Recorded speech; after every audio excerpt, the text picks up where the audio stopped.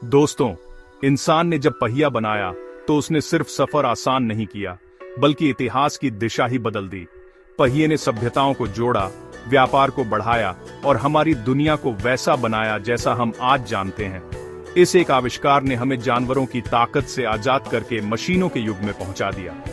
गाड़ियां सिर्फ एक जगह से दूसरी जगह जाने का साधन नहीं है, बल्कि ये इंसान की तर्कशक्ति, उसकी सोच और उसके सपनों का प्रतीक है। हर गाड़ी के पीछे एक कहानी होती है, एक सोच होती है और एक मकसद होता है। लेकिन इतिहास के पन्नों में कुछ ऐसी गाड़ियां भी दर्ज हैं जो सिर्फ एक कहानी नहीं, बल्कि एक गहरा रहस्य है। ये वो गाड़ियां हैं जो अपने समय से इतनी आगे थीं कि लोग उन्हें समझ ही नहीं पाए। कुछ को साजिशों ने दबा दिया, कुछ के आविष्कारक रहस्यमयी तरीके से गायब हो गए और कुछ की तकनीक आज भी वैज्ञानिकों के लिए एक पहेली बनी हुई है। ये सिर्फ मेटल और इंजन के टुकड़े नहीं हैं, बल्कि ये वो अनसुलझे सवाल हैं जो हमें सोचने पर मजबूर करते हैं कि अगर ये गाड़ियां सफल हो जाती तो आज हमारी दुनिया कैसी होती। क्या हम आज उड़ने वाली कारों में सफर कर रहे होते? आज की इस cinematic tech meets mystery documentary में हम जानेंगे इतिहास की 10 सबसे रहस्यमयी गाड़ियों के बारे में। ऐसी गाड़ियां जिनकी कहानी अधूरी है, जिनका सच छुपा हुआ है और जिनकी तकनीक आज भी रहस्य बनी हुई है। ये एक ऐसा सफर होगा जो आपको ऑटोमोबाइल की दुनिया के उन अंधेरे कोनों में ले जाएगा जहां सच और साजिश के बीच की लकीर धुंधली पड़ जाती है। वीडियो शुरू करने से पहले अगर आपने अभी तक हमारे इस चैनल को सब्सक्राइब नहीं किया है तो जरूर सब्सक्राइब कर लें, क्योंकि आपके एक सब्सक्राइब से हमें बहुत मोटिवेशन मिलता है और हम आपके लिए ऐसी और वीडियोस बनाते रहेंगे। तो चलिए वीडियो शुरू करते हैं। हमारी कहानी की शुरुआत होती है साल 1769 में फ्रांस की सड़कों पर। ये वो दौर था जब घोड़े ही ट्रांसपोर्टेशन का मुख्य जरिया थे, लेकिन एक फ्रेंच इन्वेंटर निकोलास जोसेफ क्यूगनो ने एक ऐसी चीज बना दी जिसने सबको हैरान कर दिया। उन्होंने बनाया फर्दिया वॉपर, एक भाप से चलने वाली 3 पहियों की गाड़ी। इसे दुनिया की पहली सेल्फ प्रोपेल्ड गाड़ी, यानी बिना घोड़े के चलने वाली गाड़ी माना जाता है। सोचिए, उस जमाने में जब लोग भाप की शक्ति को सिर्फ कारखानों तक सीमित समझते थे, क्यूगनो ने उसे सड़क पर उतार दिया था। ये एक बहुत बड़ी क्रांति थी, एक ऐसा आविष्कार जो ट्रांसपोर्टेशन का भविष्य हमेशा के लिए बदल सकता था। इस गाड़ी का डिजाइन बहुत ही अजीब था।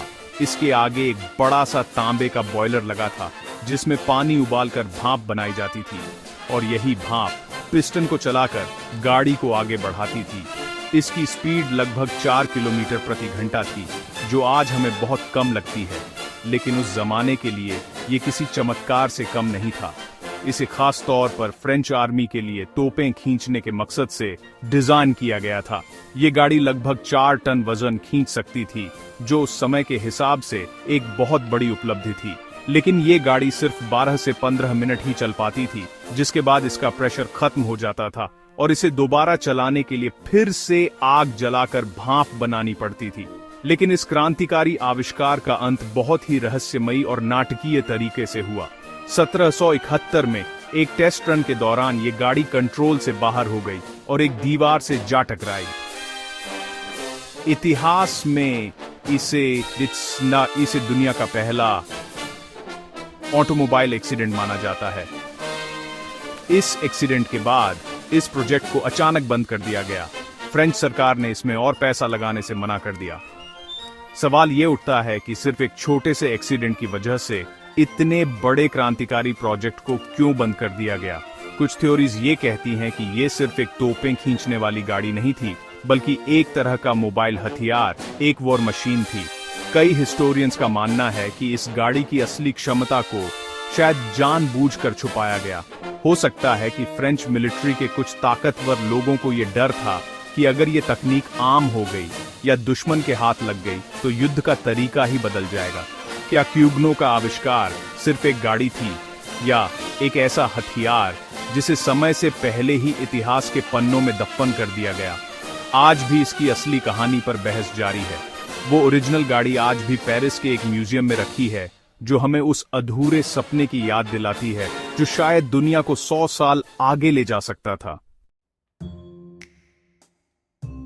अब हम चलते हैं 20वीं सदी की शुरुआत में, साल 1921। पहला विश्व युद्ध खत्म हो चुका था और दुनिया भर में टेक्नोलॉजी को लेकर एक नया जोश था। इसी दौर में फ्रांस के एक इंजीनियर मार्शल लेया ने एक ऐसी कार बनाई जिसने ऑटोमोबाइल और एविएशन की दुनिया के बीच की लकीरों को ही मिटा दिया। इस कार का नाम था लेया हेलिका, जिसे द प्लेन विदाउट विंग्स यानी बिना पंखों वाला हवाई जहाज भी कहा जाता था। ये कोई आम कार नहीं थी। इसमें इंजन पहियों को नहीं बल्कि सामने लगे एक बड़े से प्रोपेलर यानी पंखे को घुमाता था और हवा के दबाव से ये कार आगे बढ़ती थी, ठीक एक हवाई जहाज की तरह। इस कार का डिजाइन अपने समय से बहुत आगे था। इसका वजन बहुत हल्का था, सिर्फ 250 किलोग्राम, और इसकी बॉडी प्लाईवुड से बनी थी, जो इसे अविश्वसनीय रूप से तेज बनाती थी। सोचिए, 1920 के दशक में जब ज्यादातर गाड़ियां भारी भरकम और धीमी हुआ करती थीं, लेया हेलिका 170 किलोमीटर प्रति घंटे की रफ्तार तक पहुंच सकती थी। ये उस जमाने की किसी भी स्पोर्ट्स कार से कहीं ज्यादा तेज थी। मार्शल लेया का मानना था कि प्रोपेलर से चलने वाली गाड़ियां ज्यादा एफिशिएंट होती हैं, क्योंकि इसमें ट्रांसमिशन, क्लच और गियर बॉक्स जैसे जटिल पार्ट्स की जरूरत नहीं होती। इससे गाड़ी हल्की हो जाती है और मेंटेनेंस भी कम लगता है। लेया ने पेरिस की सड़कों पर अपनी इस अनोखी कार को चलाया और लोगों का ध्यान अपनी ओर खींचा। उन्होंने लगभग 30 हेलिका कारें बनाई और हर मॉडल पिछले से बेहतर था। उन्होंने इस डिजाइन को पेटेंट भी करवाया और इसे बड़े पैमाने पर बनाने का सपना देखा। लेकिन फिर अचानक सब कुछ बदल गया। इतनी शानदार परफॉर्मेंस और फ्यूचरिस्टिक डिजाइन के बावजूद लेया हेलिका का प्रोडक्शन अचानक बंद हो गया। मार्शल लेया ने फिर कभी कोई कार नहीं बनाई और उनका ये क्रांतिकारी प्रोजेक्ट इतिहास के पन्नों में कहीं खो गया। आज सबसे बड़ा सवाल यही है कि आखिर ये प्रोजेक्ट बंद क्यों हुआ। सबसे बड़ी वजह इसकी सेफ्टी को लेकर चिंता थी। कार के सामने लगा तेज घूमता हुआ प्रोपेलर पैदल चलने वालों के लिए एक बहुत बड़ा खतरा था। कल्पना कीजिए, ट्रैफिक में अगर कोई इंसान या जानवर इस प्रोपेलर की चपेट में आ जाए तो क्या होगा। इसके अलावा उस समय की सरकार और बड़ी ऑटोमोबाइल कंपनियों ने भी इस डिजाइन को सपोर्ट नहीं किया। शायद उन्हें डर था कि अगर ये तकनीक सफल हो गई तो उनका पूरा बिजनेस मॉडल ही खतरे में पड़ जाएगा। क्या यह सिर्फ एक असुरक्षित डिजाइन था या बड़ी कंपनियों की साजिश का शिकार हुआ एक शानदार आविष्कार? इसका जवाब आज भी एक रहस्य है। अब हम सफर करते हैं साल 1949 में। अमेरिका। दूसरे विश्व युद्ध के बाद अमेरिका एक सुपर पावर बनकर उभरा था और लोगों के सपनों की कोई सीमा नहीं थी। इसी अमेरिकन ड्रीम का एक हिस्सा था उड़ने वाली कार का सपना। एक ऐसी गाड़ी जो आपको सड़क पर भी चलाए और जरूरत पड़ने पर आसमान में भी उड़ा ले जाए। इसी सपने को हकीकत में बदलने की कोशिश की मल्टन टेलर ने अपनी टेलर एरोकार के साथ। ये सिर्फ एक कॉन्सेप्ट नहीं था, बल्कि एक पूरी तरह से फंक्शनल, सरकार द्वारा सर्टिफाइड उड़ने वाली कार थी। टेलर एरोकार का डिजाइन किसी साइंस फिक्शन फिल्म जैसा लगता था। ये एक छोटी, कॉम्पैक्ट कार थी जिसे आप रोजमर्रा के कामों के लिए इस्तेमाल कर सकते थे। लेकिन इसकी असली खासियत ये थी कि सिर्फ 5 मिनट के अंदर एक अकेला इंसान इसके साथ पंख, पूंछ और एक प्रोपेलर जोड़कर इसे एक हवाई जहाज में बदल सकता था। इसके पंख और पूंछ वाला हिस्सा एक ट्रेलर की तरह गाड़ी के पीछे जोड़ा जा सकता था, जिसे आप एयरपोर्ट पर जाकर आसानी से अटैच कर सकते थे। सड़क पर यह कार 100 किलोमीटर प्रति घंटे की रफ्तार से चल सकती थी और हवा में 180 किलोमीटर प्रति घंटे की रफ्तार से उड़ सकती थी। मल्टन टेलर ने इस आविष्कार को सिर्फ एक प्रोटोटाइप तक सीमित नहीं रखा। उन्होंने FAA यानी फेडरल एविएशन एडमिनिस्ट्रेशन से इसे सड़क और हवा दोनों में चलाने का सर्टिफिकेशन भी हासिल कर लिया। ये एक बहुत बड़ी कामयाबी थी। टेलर ने फोर्ड जैसी बड़ी कंपनी के साथ 500 यूनिट्स बनाने का सौदा भी लगभग पक्का कर लिया था। उनका सपना था कि हर अमेरिकी परिवार के पास एक एरोकार हो। वो एक ऐसी दुनिया की कल्पना कर रहे थे जहां लोग अपने घर के गैराज से निकलकर सीधे आसमान में उड़ सकें और ट्रैफिक जाम की समस्या हमेशा के लिए खत्म हो जाए। लेकिन इतना सब होने के बावजूद यह सपना कभी पूरा नहीं हो पाया। फोर्ड के साथ हुई डील आखिरी मौके पर टूट गई। डील टूटने की वजह बताई गई तेल संकट और प्रोडक्शन की ऊंची लागत, लेकिन कई लोगों का मानना है कि असली वजह कुछ और थी। शायद बड़ी ऑटोमोबाइल और एयरलाइन इंडस्ट्री ने मिलकर इस प्रोजेक्ट को आगे नहीं बढ़ने दिया। उन्हें डर था कि अगर उड़ने वाली कारें आम हो गईं, तो लोग न तो नई गाड़ियां खरीदेंगे और न ही हवाई जहाज में सफर करेंगे। इससे उनकी पूरी इंडस्ट्री तबाह हो सकती थी। आज टेलर एरो कार के सिर्फ कुछ ही मॉडल बचे हैं जो हमें उस भविष्य की याद दिलाते हैं जो हमारे बहुत करीब आकर भी हमसे दूर चला गया। हमारी लिस्ट में अगली गाड़ी है डायमैक्सियन कार, जो 1933 में बनाई गई थी। ये वो दौर था जब अमेरिका ग्रेट डिप्रेशन यानी महामंदी से जूझ रहा था, लेकिन कुछ लोग ऐसे भी थे जो निराशा के इस माहौल में भी भविष्य के सपने देख रहे थे। इन्हीं में से एक थे बकमिन्स्टर फुलर, जो एक जीनियस आर्किटेक्ट, डिजाइनर और आविष्कारक थे। फुलर ने एक ऐसी कार बनाई जो आज भी 90 साल बाद भी फ्यूचरिस्टिक लगती है। डायमैक्सियन नाम 3 शब्दों से मिलकर बना था, डायनामिक, मैक्सिमम और टेंशन। ये कार अपने नाम की तरह ही क्रांतिकारी थी। इस कार का डिजाइन किसी स्पेसशिप जैसा था। इसका आकार एक आंसू की बूंद जैसा था, जो इसे उस समय की सबसे एरोडायनामिक गाड़ियों में से एक बनाता था। इसमें 4 की जगह सिर्फ 3 पहिए थे, 2 आगे और 1 पीछे। पीछे वाला पहिया स्टीयरिंग का काम करता था, जिसकी वजह से ये कार अपनी ही जगह पर 360 डिग्री घूम सकती थी, जो पार्किंग के लिए एक कमाल का फीचर था।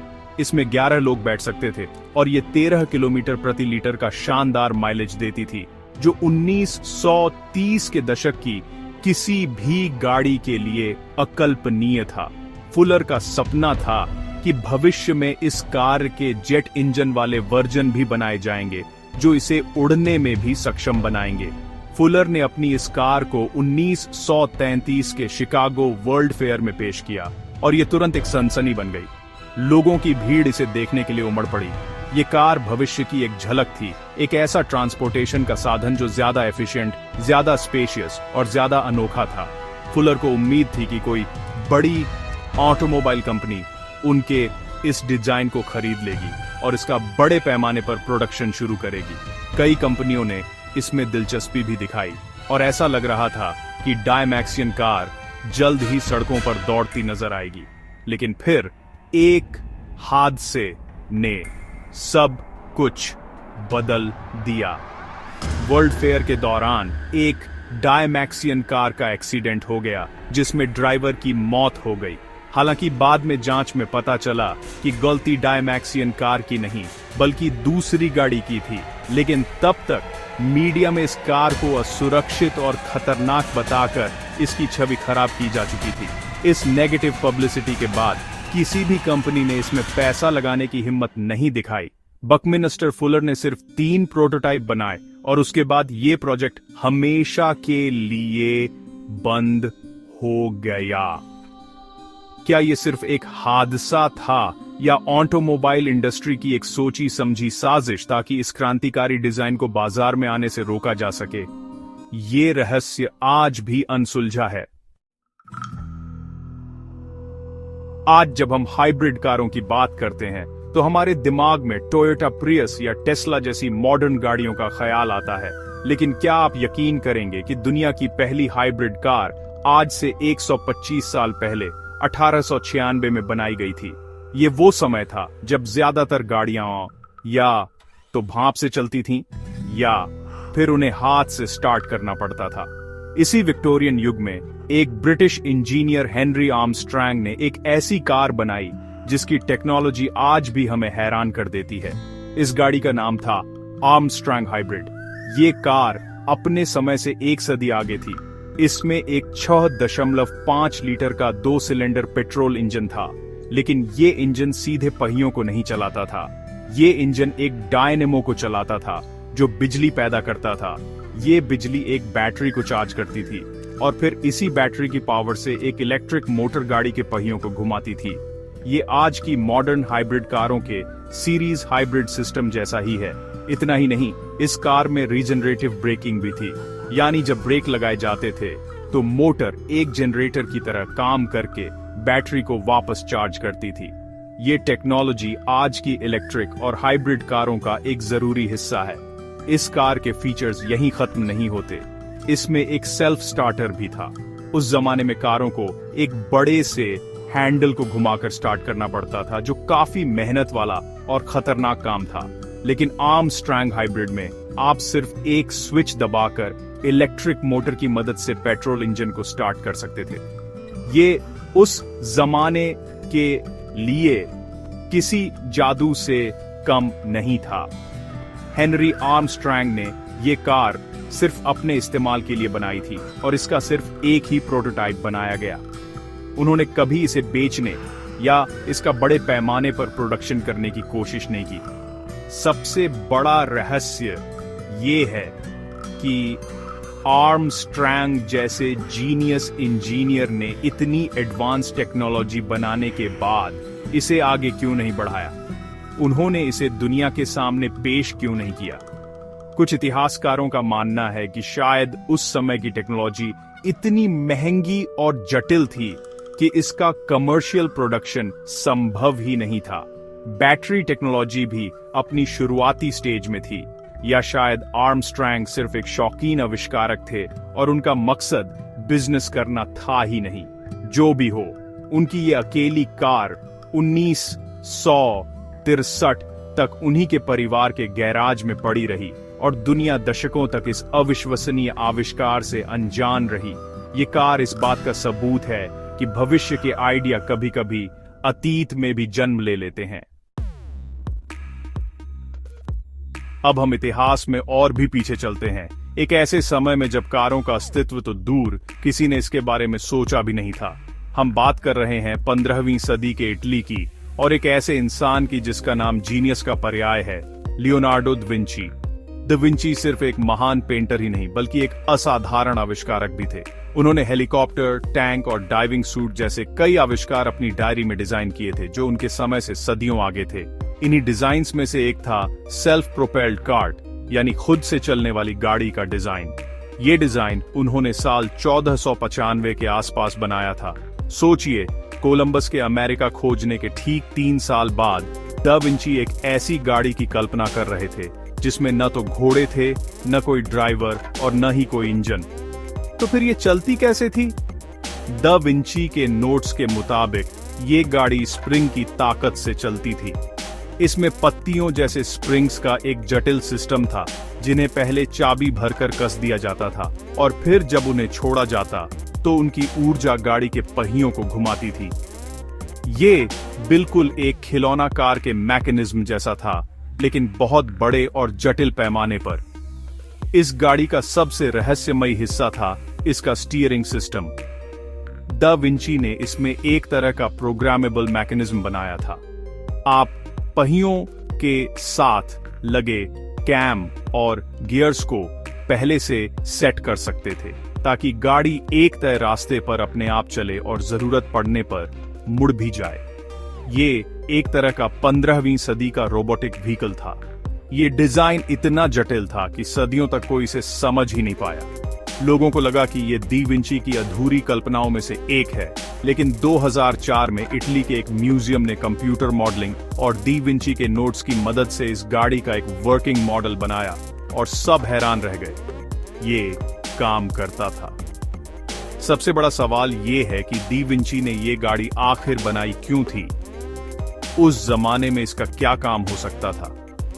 कुछ थ्योरीज कहती हैं कि इसे शाही दावतों और थिएटर शो में लोगों का मनोरंजन करने के लिए बनाया गया था, एक तरह के स्पेशल इफेक्ट ट्रक्स के दौर पर। दूसरी थ्योरी ये है कि ये एक मिलिट्री प्रोटोटाइप था, जिसका इस्तेमाल शायद दुश्मन को डराने या कोई संदेश पहुंचाने के लिए किया जाना था। क्या दा विंची ने सच में ऐसी कोई गाड़ी बनाई थी, या ये सिर्फ उनकी डायरी में बंद एक सपना रह गया? दा विंची अपने पीछे कोई जवाब नहीं छोड़ गए, सिर्फ एक डिजाइन जो आज भी हमें उनकी अविश्वसनीय प्रतिभा और दूरदर्शिता की याद दिलाता है।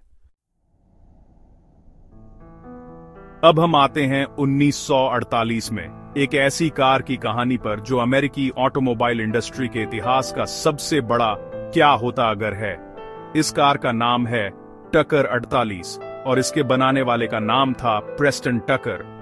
टक्कर एक दूरदर्शी और जोशीले इंसान थे जिनका सपना था अमेरिका की 3 बड़ी ऑटोमोबाइल कंपनियों फोर्ड, जीएम और क्रिसलर को टक्कर देना। उन्होंने एक ऐसी कार बनाने का फैसला किया जो न सिर्फ दिखने में शानदार हो बल्कि सेफ्टी और परफॉर्मेंस में भी अपने समय से दशकों आगे हो, और उन्होंने ऐसा कर भी दिखाया। टक्कर 48 को द कार ऑफ टुमारो यानी कल की कार कहा जाता था, और ये नाम सच में बिल्कुल सही था। इसमें ऐसे सेफ्टी फीचर्स थे जो उस जमाने की किसी भी कार में नहीं थे। जैसे इसमें शैटर प्रूफ ग्लास लगा था, मतलब एक्सीडेंट होने पर कांच टूटकर बिखरेगा नहीं। इसमें चारों पहियों पर डिस्क ब्रेक लगाने की योजना थी, जो उस समय एक रेसिंग टेक्नोलॉजी मानी जाती थी। कार के डैशबोर्ड पर पैडिंग की गई थी ताकि टक्कर लगने पर ड्राइवर और पैसेंजर को चोट न लगे। और इसका सबसे अनोखा फीचर था इसका तीसरा हेडलैम्प जो बीच में लगा था। यह हेडलैम्प स्टीयरिंग के साथ घूमता था ताकि जब आप कार मोड़ें तो अंधेरे में भी आपको सड़क साफ दिखाई दे। इसे साइक्लॉप्स आई कहा जाता था। इस कार का इंजन भी बहुत खास था। ये एक हेलीकॉप्टर का इंजन था जिसे कार के लिए मॉडिफाई किया गया था। ये इंजन कार के पीछे लगा था जो उस समय बहुत ही अनोखा था। इस इंजन की वजह से टक्कर 48 की परफॉर्मेंस जबरदस्त थी। प्रेस्टन टक्कर ने अपनी इस कार को लॉन्च करने के लिए एक बहुत बड़ी मार्केटिंग कैंपेन चलाई। डोंट लेट अ टक्कर कैच यू जैसे स्लोगन अखबारों और मैगजीन में छा गए। लोगों में इस कार को लेकर जबरदस्त उत्साह था और हजारों लोगों ने कार बनने से पहले ही उसे बुक कर लिया। ऐसा लग रहा था कि टक्कर की सफलता अब तय है, लेकिन फिर अचानक सब कुछ बिखर गया। अमेरिका की बड़ी ऑटोमोबाइल कंपनियों और कुछ राजनेताओं ने मिलकर टक्कर के खिलाफ एक साजिश रची। उन पर धोखाधड़ी और स्टॉक मैनिपुलेशन के झूठे आरोप लगाए गए। सरकार ने उनकी फैक्ट्री पर छापा मारा और प्रोडक्शन रोक दिया गया। हालांकि बाद में कोर्ट ने प्रेस्टन टक्कर को सभी आरोपों से बरी कर दिया, लेकिन तब तक बहुत देर हो चुकी थी। उनकी कंपनी दिवालिया हो गई और उनकी प्रतिष्ठा को गहरा धक्का लगा। टक्कर 48 की सिर्फ 51 यूनिट्स ही बन पाई और कल की कार का सपना हमेशा के लिए अधूरा रह गया। क्या ये बड़ी कंपनियों का डर था जिसने एक क्रांतिकारी को रोक दिया? आज भी टक्कर 48 की कहानी एक साजिश और धोखे की मिसाल मानी जाती है। 1950 का दशक ये वो समय था जब दुनिया एटॉमिक एनर्जी और स्पेस रेस को लेकर काफी उत्साहित थी। भविष्य की टेक्नोलॉजी पर जोर दिया जा रहा था। इसी माहौल में साल 1955 में जनरल मोटर्स के एक कर्मचारी विलियम जी कोब ने एक ऐसी चीज बनाई जो उस समय किसी साइंस फिक्शन से कम नहीं लगती थी। उन्होंने दुनिया की पहली सोलर पावर्ड कार का एक छोटा मॉडल बनाया। ये सिर्फ 15 इंच लंबा एक प्रोटोटाइप था, लेकिन इसके पीछे का आइडिया बहुत बड़ा और क्रांतिकारी था। कोब ने इस मॉडल को सन मोबाइल नाम दिया। ये मॉडल 1955 के शिकागो पावरमा शो में पेश किया गया था। इसमें 12 सेलेनियम फोटोवोल्टिक सेल लगे थे जो छत पर लगाए गए थे। ये सेल सूरज की रोशनी को बिजली में बदलते थे और इस बिजली से एक छोटी सी इलेक्ट्रिक मोटर चलती थी जो पिछले पहियों को घुमाती थी। ये एक बहुत ही सरल लेकिन प्रभावशाली प्रदर्शन था कि कैसे सूरज की असीमित ऊर्जा का इस्तेमाल ट्रांसपोर्टेशन के लिए किया जा सकता है। सोचिए, एक ऐसी दुनिया जहां आपको पेट्रोल पंप पर जाने की जरूरत ही न पड़े, जहां आपकी गाड़ी मुफ्त में सूरज की रोशनी से चले। कोब का ये छोटा सा मॉडल उसी भविष्य की एक झलक था। जनरल मोटर्स ने इस मॉडल को भविष्य की टेक्नोलॉजी के तौर पर खूब प्रमोट किया। ये उस समय की सोच को दिखाता था कि भविष्य में गाड़ियां फॉसिल फ्यूल पर निर्भर नहीं रहेंगी। सन मोबाइल ने लोगों को ये कल्पना करने पर मजबूर कर दिया कि एक दिन शायद बड़ी असली सोलर कारें भी सड़कों पर दौड़ेंगी। ये एक बहुत ही आशावादी और प्रेरणादायक विचार था। इस छोटे से मॉडल ने दुनिया भर के वैज्ञानिकों और इंजीनियरों को सोलर एनर्जी की क्षमता के बारे में सोचने के लिए प्रेरित किया। लेकिन यहाँ एक रहस्य है, जनरल मोटर्स ने इस क्रांतिकारी आइडिया को एक छोटे से खिलौने जैसे मॉडल से आगे क्यों नहीं बढ़ाया? उन्होंने एक फुल साइज वर्किंग प्रोटोटाइप बनाने की कोशिश क्यों नहीं की? जवाब शायद उस समय की टेक्नोलॉजी में छिपा है। 1950 के दशक में सोलर सेल बहुत ही महंगे और इनएफिशिएंट थे। उनसे इतनी बिजली पैदा करना कि वो एक असली कार को चला सके लगभग नामुमकिन था। इसके अलावा जनरल मोटर्स जैसी कंपनी का पूरा बिजनेस मॉडल पेट्रोल से चलने वाली गाड़ियों पर टिका था। शायद उन्होंने सन मोबाइल को सिर्फ एक पब्लिसिटी स्टंट के तौर पर इस्तेमाल किया ताकि वो खुद को एक फ्यूचरिस्टिक कंपनी के तौर पर दिखा सकें, जबकि उनका असली इरादा इस टेक्नोलॉजी को आगे बढ़ाने का था ही नहीं। सन मोबाइल का प्रोटोटाइप आज भी एक म्यूजियम में है, जो हमें उस अधूरे वादे की याद दिलाता है। अब हम जमीन पर चलने वाली सबसे तेज गाड़ियों में से एक की बात करते हैं, लेकिन ये कोई कार नहीं बल्कि एक ट्रेन है। साल 1966 अमेरिका में रेलवे का भविष्य अंधकार में दिख रहा था। लोग ट्रेनों की जगह कारों और हवाई जहाजों में सफर करना पसंद कर रहे थे। न्यूयॉर्क सेंट्रल रेलरोड कंपनी इस ट्रेंड को बदलना चाहती थी। उन्हें एक ऐसे आइडिया की जरूरत थी जो लोगों को वापस ट्रेनों की तरफ खींच लाए, और उनका आइडिया था एक ट्रेन में जेट इंजन लगा देना। इसी सोच से जन्म हुआ M497 ब्लैक बीटल का। इस प्रोजेक्ट के लिए उन्होंने एक साधारण सी रेल कार ली और उसकी छत पर दो पुराने B-36 बॉम्बर प्लेन के general electric J47-19 jet engine लगा दिए। ये वही इंजन थे जिनका इस्तेमाल अमेरिकी एयरफोर्स अपने लड़ाकू विमानों में करती थी। सामने से देखने पर यह किसी साइंस फिक्शन फिल्म का सीन लगता था। एक ट्रेन जिसकी छत पर दो विशाल जेट इंजन लगे हों। इस ट्रेन का मकसद था हाई स्पीड रेल ट्रैवल की संभावनाओं को टेस्ट करना। उस समय अमेरिका में कोई हाई स्पीड ट्रैक नहीं था, इसलिए उन्होंने साधारण पटरियों पर ही इसे टेस्ट करने का फैसला किया। 23 जुलाई 1966 को M497 ने इंडियाना और ओहायो के बीच एक सीधे ट्रैक पर अपना टेस्ट रन शुरू किया। जेट इंजन चालू हुए और ट्रेन ने रफ्तार पकड़नी शुरू की। देखते ही देखते इसकी स्पीड 295.6 किलोमीटर प्रति घंटे तक पहुंच गई। ये उस समय अमेरिका में एक ट्रेन द्वारा हासिल की गई अब तक की सबसे तेज रफ्तार थी, और ये रिकॉर्ड आज तक नहीं टूटा है। इस टेस्ट ने साबित कर दिया कि अमेरिका की मौजूदा पटरियों पर भी हाई स्पीड ट्रेनें चलाना संभव है। ये एक बहुत बड़ी कामयाबी थी जो अमेरिका में रेल क्रांति ला सकती थी। लेकिन इस शानदार सफलता के बावजूद ये प्रोजेक्ट रहस्यमयी तरीके से बंद कर दिया गया। न्यूयॉर्क सेंट्रल रेल रोड ने इस टेक्नोलॉजी में और निवेश नहीं किया। M497 के ऊपर लगे जेट इंजनों को हटा दिया गया और उस रेल कार को वापस साधारण पैसेंजर सर्विस में लगा दिया गया, और कुछ सालों बाद उसे कबाड़ में बेच दिया गया। सवाल ये है कि इतने सफल टेस्ट के बाद भी इस प्रोजेक्ट को क्यों रोका गया? वजहें साफ नहीं हैं। कुछ लोग कहते हैं कि जेट इंजन बहुत ज्यादा शोर करते थे और बहुत ज्यादा फ्यूल खाते थे, इसलिए ये प्रैक्टिकल नहीं था। लेकिन दूसरी थ्योरी ये है कि हाईवे और एयरलाइन लॉबी के दबाव में सरकार ने हाई स्पीड रेल प्रोजेक्ट को सपोर्ट नहीं किया। उनका बिजनेस मॉडल कारों और हवाई जहाजों पर टिका था, और वो नहीं चाहते थे कि ट्रेनें उनसे मुकाबला करें। हमारी कहानी का आखिरी पड़ाव है दूसरा विश्व युद्ध, एक ऐसा समय जब जरूरतें अजीब और खतरनाक आविष्कारों को जन्म देती हैं। 1942 में नाजी जर्मनी ने एक ऐसी गाड़ी बनाई जो जमीन और पानी दोनों पर चल सकती थी। इसका नाम था फॉक्सवैगन श्विमवागन, जिसका मतलब होता है तैरने वाली कार। इसे मशहूर कार डिजाइनर फर्डिनेंड पोर्श ने डिजाइन किया था, जिन्होंने फॉक्सवैगन बीटल भी बनाई थी। ये इतिहास की सबसे ज्यादा प्रोड्यूस की गई एम्फीबियस कार थी, यानी पानी और जमीन दोनों पर चलने वाली गाड़ी। श्विमवागन का डिजाइन बहुत ही सरल लेकिन कार्यकुशल था। ये फॉक्सवैगन बीटल के चेसिस पर आधारित थी, लेकिन इसकी बॉडी एक नाव की तरह बनाई गई थी जो पूरी तरह से वाटर टाइट थी। जमीन पर यह एक साधारण 4 व्हील ड्राइव गाड़ी की तरह चलती थी, लेकिन जब इसे पानी में उतारना होता तो ड्राइवर गाड़ी के पीछे लगे एक प्रोपेलर को नीचे करता, जो इंजन से जुड़कर गाड़ी को पानी में आगे बढ़ाता था।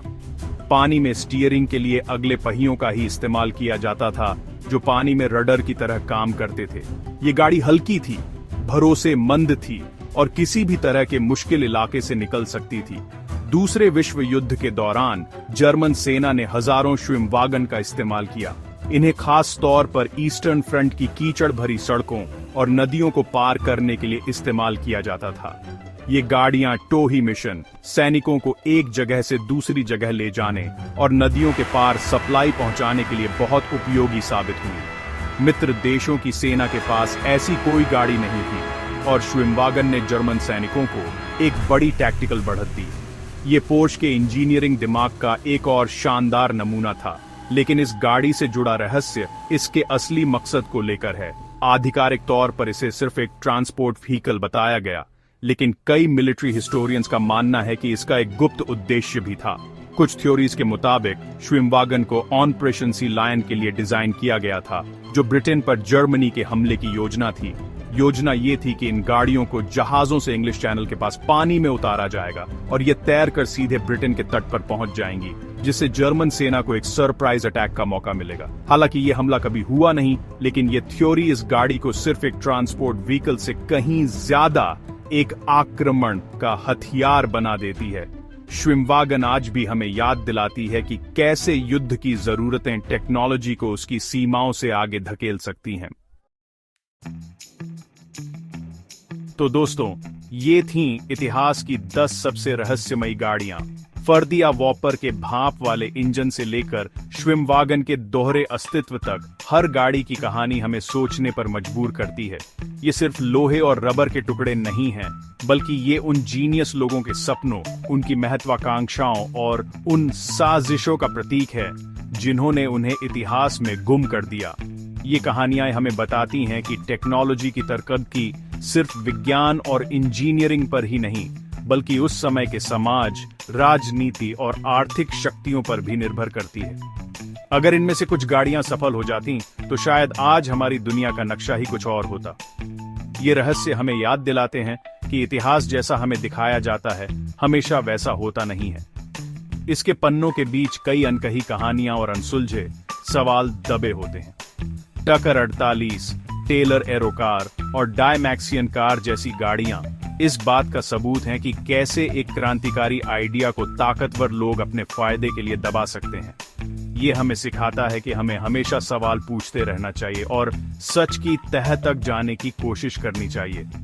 आपकी इन गाड़ियों के बारे में क्या राय है? आपको कौन सी कहानी सबसे ज्यादा रहस्यमयी लगी? नीचे कमेंट्स में जरूर बताइएगा। इस वीडियो को बनाने में हमारी टीम की बहुत मेहनत लगी है, इसलिए अगर आपको ये वीडियो पसंद आया तो इसे लाइक और अपने दोस्तों के साथ शेयर जरूर करें। इससे हमें और भी ऐसी जानकारी से भरपूर और सिनेमैटिक वीडियो बनाने की प्रेरणा मिलती है। अगर आप चैनल पर नए हैं तो सब्सक्राइब करना न भूलें, ताकि आप हमारा कोई भी फ्यूचर वीडियो मिस न करें। वीडियो के अंत में मैं अपनी कॉम्पिटिटर की स्क्रिप्ट भी दूंगा, ताकि आप उसे समझकर बता सकें कि मेरी वीडियो को उससे भी ज्यादा एंगेजिंग, पावरफुल और सिनेमैटिक कैसे बनाया जा सकता है। धन्यवाद और मिलते हैं अगले वीडियो में।